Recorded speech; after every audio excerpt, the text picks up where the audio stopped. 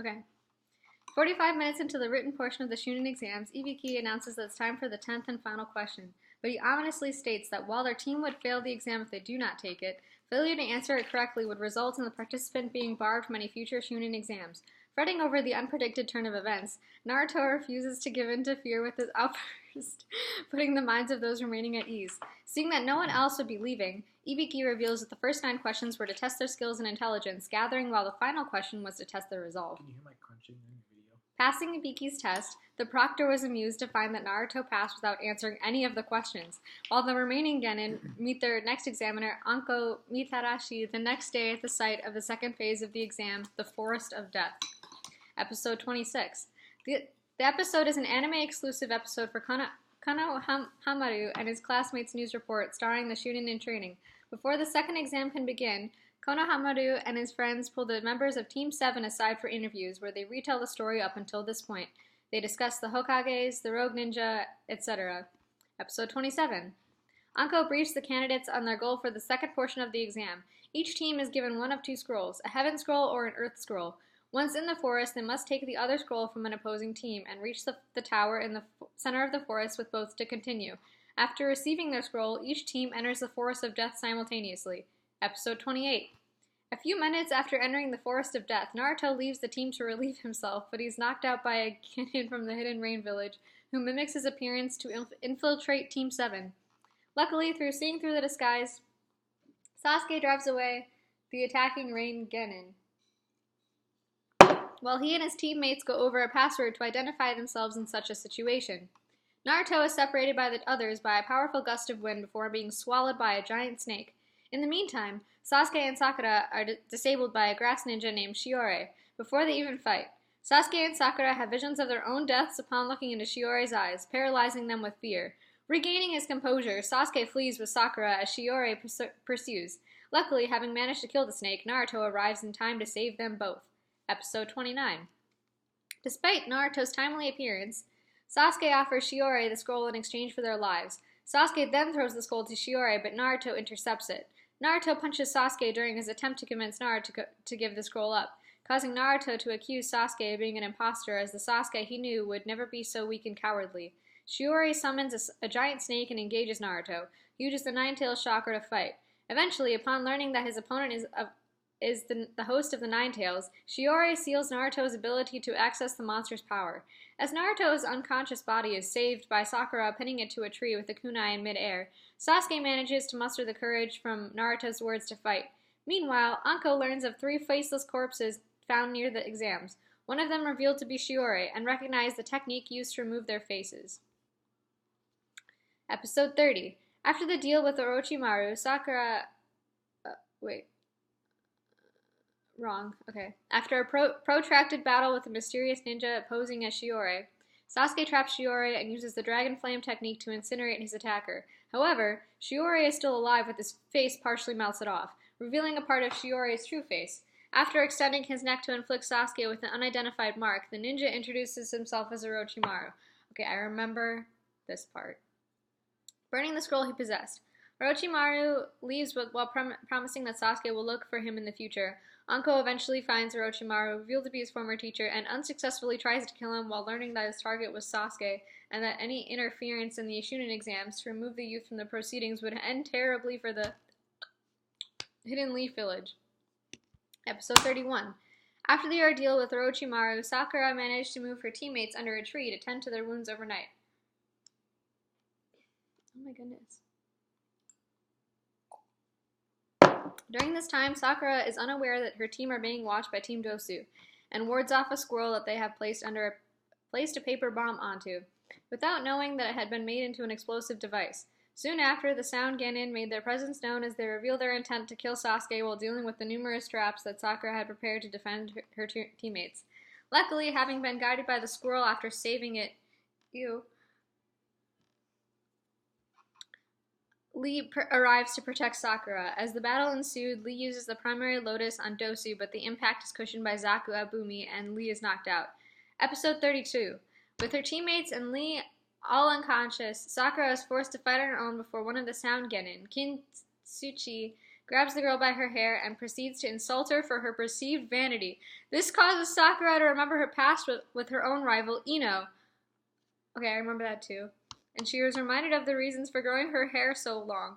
She then decides to focus on being a strong ninja rather than just attractive, cutting her hair. Oh, I remember this! Cutting her hair to free from Kin's grasp before attacking Zaku. Moved by Sakura's determination, Ino and the rest of the team come to her aid. Yes, Sakura! Okay. Episode 33.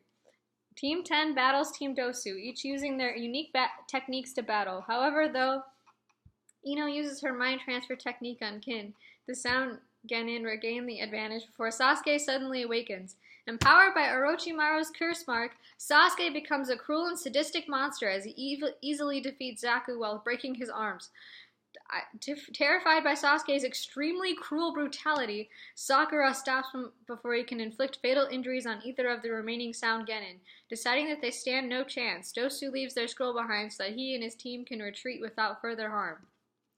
Episode 34.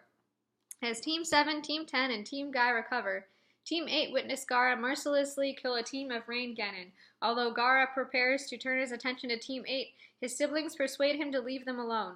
Gaara's team beats the previous record for getting to Tower by a gigantic margin, and none of them are even remotely injured. Episode 35. Naruto awakens and, upon realizing that they need another scroll to pass, decides to forge a new one,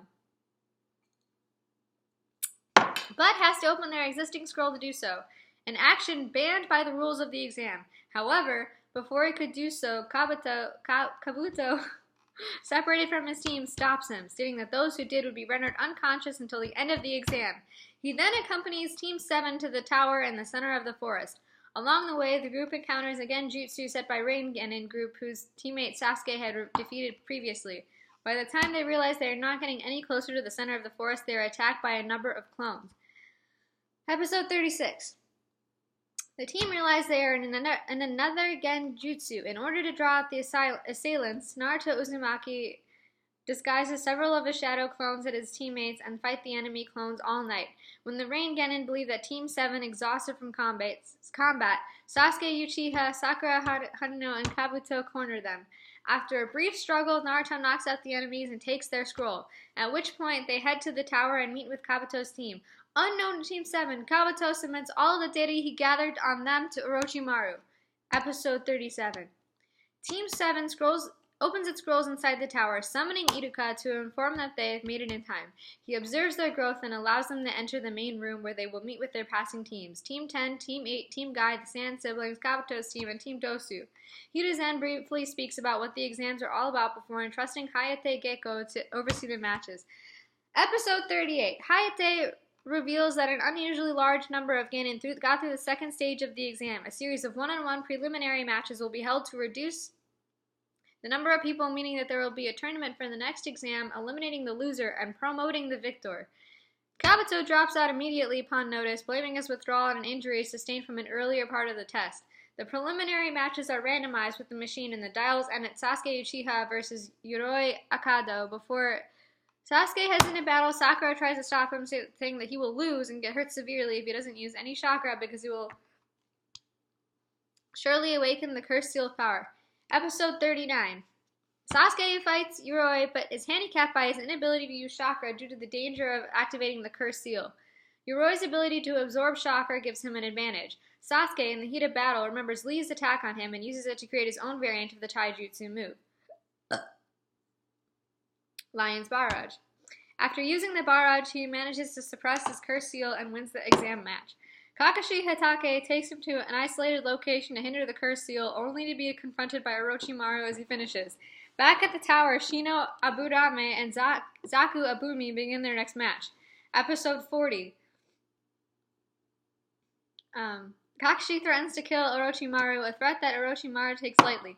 Despite this, Orochimaru leaves, with Kakashi terrified at his foolishness. Meanwhile, Shino and Zaku Abumi continue their match, with Shino ultimately winning his match through the use of destruction bugs, leaving Kankuro and Musumi Tsuriji to fight next. Episode 41. Kankuro easily wins his battle against Misumi by tricking him into attacking the puppet crow. Though Kankuro has crow Beak Misumi's ribs. The opponent survives due to his ability to contort himself. The fourth match is between Sakura and Ino. After the two exchange insults, they have flashbacks from when they were friends, before Sakura was forced to end it after they both learned that they both have a crush on Sasuke. Though Ino was restraining herself because of her past, she decides to follow Sakura's example and take the battle seriously. Episode 42. Sakura and Ino are evenly matched. They both use illusion clone jutsu, chakra string jutsu, and others. In a desperate move, Ino uses her mind transfer jutsu to take control over Sakura's body and have her forfeit. But Naruto's cheering of Sakura allows her inner Sakura to force Ino out of her body.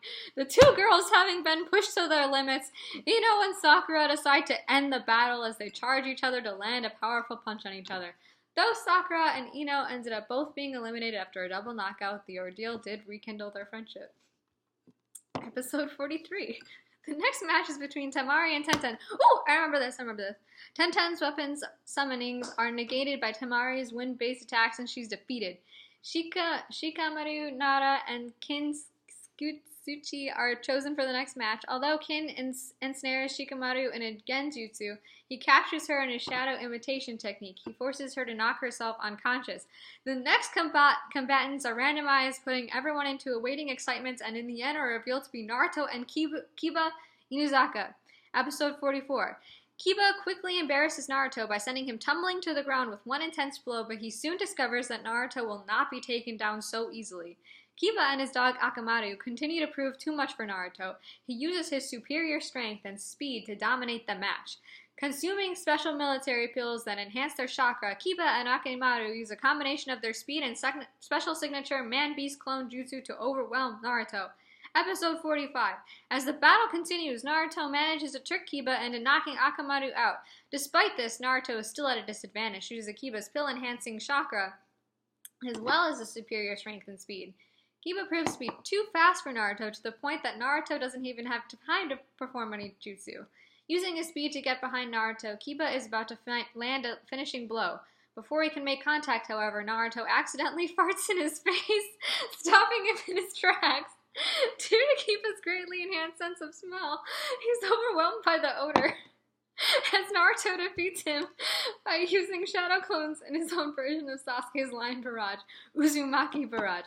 Episode 46. The next match is Hinata Hyuga against Neji Hyuga, who is revealed to be her cousin from the branch house of the Hyuga clan. Neji intimidates and berates his cousin, almost convincing her to forfeit, but Naruto's cheering stirs Hinata to fight her cousin in a duel using their clan's gentle fist style, which uses bursts of chakra to damage the opponent's internal organs. Episode 47. Neji reveals that he had been toying with Hinata, and he disables her ability to use chakra with the gentle fist style. Hinata, inspired by Naruto, refuses to give up. She tells Neji that she believes he is suffering more than fighting his destiny. Angered, Neji attempts a fatal blow, but four observing Jonin halt him. Hinata collapses into cardiac arrest shortly after, and Naruto vows to avenge her. Episode 48. The next set of matchups is Rock Lee against Gaara. Oh, I remember this. At first, Lee's strong fist taijutsu is ineffective against Gaara's wall of sand that automatically rises to protect him. Lee then removes the heavy leg weights that he is wearing, drastically increasing his speed and allowing him to bypass Gaara's defense. Lee then uses his primary lotus, but only succeeds in destroying a clone made of sand. Episode 49. Gaara reappears and attacks Lee, who was weakened from using his primary lotus again. Lee recovers by opening a second gate, shocking the Jonin observers in the audience. He then proceeds to open the third and fourth gates, shocking Gaara. Episode 50. Lee's increased speed... I need water. Overwhelms Gaara's sand defenses. Lee opens the fifth gate and uses his most powerful attack, Hidden Lotus.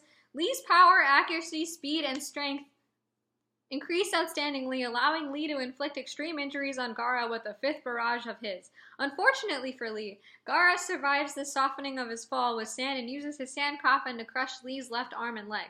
Gaara moves to sand to finish Lee, but Guy blocks the final attack.